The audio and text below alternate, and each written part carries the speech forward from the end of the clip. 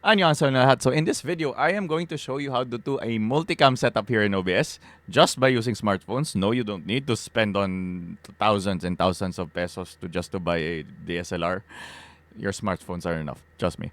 So I'm going to show you how to do this camera setup over here. So this is a Samsung A54, this is the itel P55, and this is the realme C55.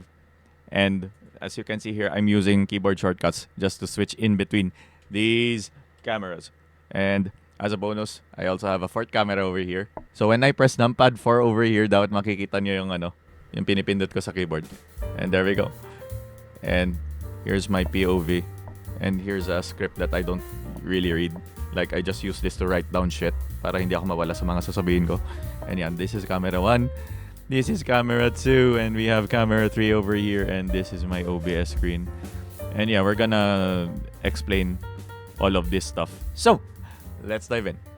So before anything else, you need to download this software first. Okay, so download OBS Studio. And then you also need to download this Iriun webcam client.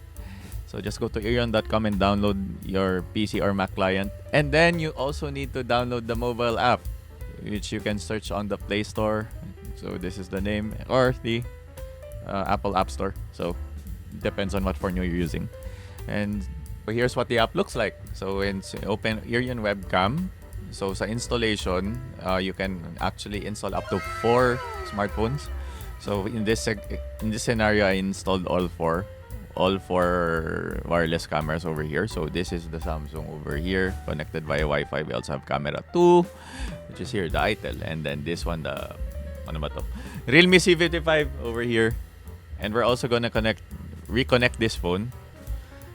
So we're gonna switch back to my camera 1 para mas makita nyo. So this is what the app looks like. Mahirapan na naman ako dito. Oh, wait lang. Focus. How do you focus this thing? Give me camera focus on this part. Yan. So I've already installed Iriun webcam. So once we press this, I'm already connected to the Wi-Fi. So you're gonna see something like this. And then pag nawala na yung white, nawala yung white prompt, it should connect. So if we go to camera number 4 right now, here in the app, ayan, connected na siya. Ay, baliktad. But yeah, here is it. Here it is. Ayan, connected na. And yan, pwede na tayo mag-selfie. Hey! But yan, this is how I usually connect all my stuff. And then, if we switch to camera 4 on my OBS, ayan, here's my face. And let's go back to the screen. Ayan, dito na ulit tayo. Okay, so, after setting all this up sa Iriun webcam, by the way, you can also change the order of cameras over here. So, for example, you don't want this camera to be camera number 4. Instead, you want to use, let's say, the itel as camera number 4. You can actually do that. So you can just click on this. And yan, camera 4 na tong itel.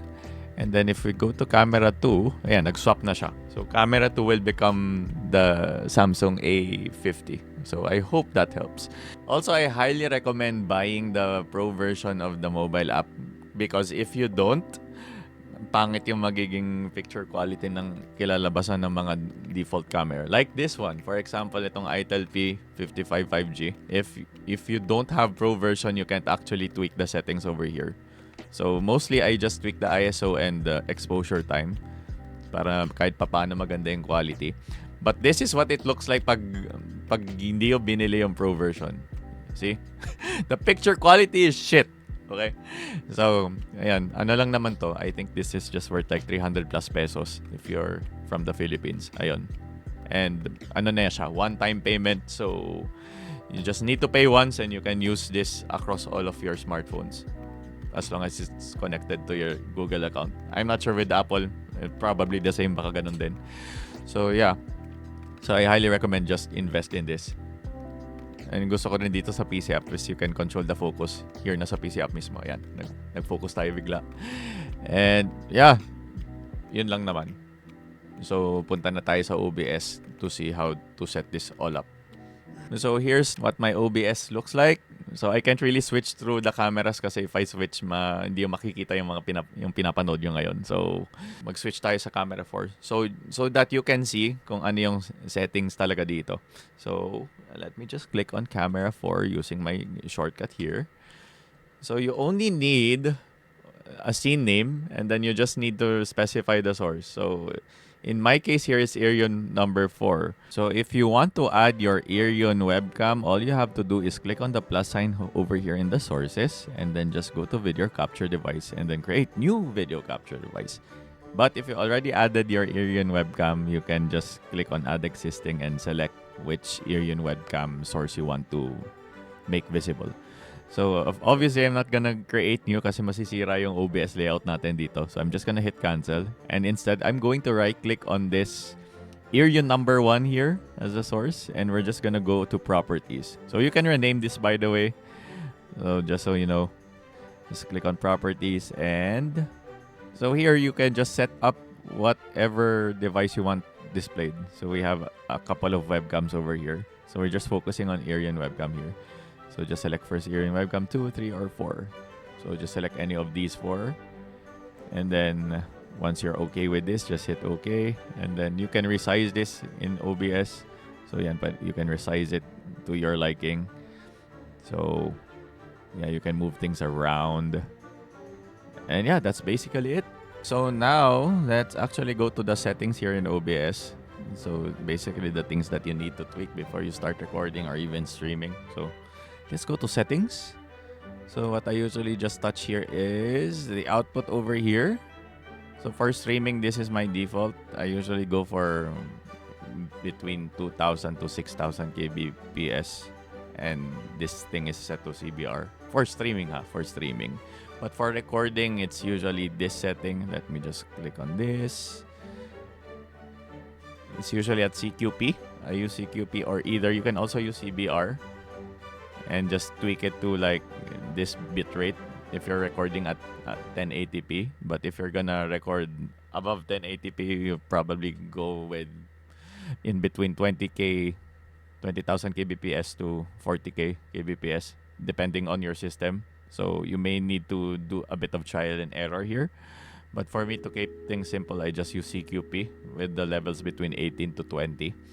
And then I also just record in Matroska. The reason being is there are multiple like audio sources in one video recording. So usually this happens during my gaming streams, so that when I edit using DaVinci Resolve, I can separate the audio. So di ako mahihirapan magtimpla-timpla ng audio. So that's the reason why I just record in Matroska. And then for the video settings over here, the usual 1080p lang muna tayo, just for simplicity. And then my FPS is just set to 30. Or you can do 24 or 25 if you want a bit more cinematic vibes. Or if you are gaming, you would probably set this to 50 to 60 FPS at least. And for the secret hotkeys, this is what I do. So these are the hotkeys section. So you just need to set the switch to scene shortcut. So this won't pop out yet unless you create the scene. So pansin nyo dito, naka-name na dito yung one camera. So initially wala pa talaga to. So dapat mabuo nyo muna lahat ng scenes. So basically what I'm trying to say is fill out the scenes first before accessing the hotkeys here in the settings. Then you just set the keyboard shortcut that you want for each scene. So for camera number 1, I just press on numpad 1, 2, 3, 4, 5, etc. And that's about it.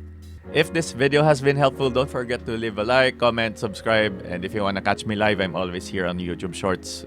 I'm usually stream almost every day around like 9 p.m. to like 1 a.m. depending on my work schedule. And if you want to learn more about my tech tutorials, I'm gonna leave a playlist over here. And if you want to learn more about my content creation workflow, you can watch this video here next.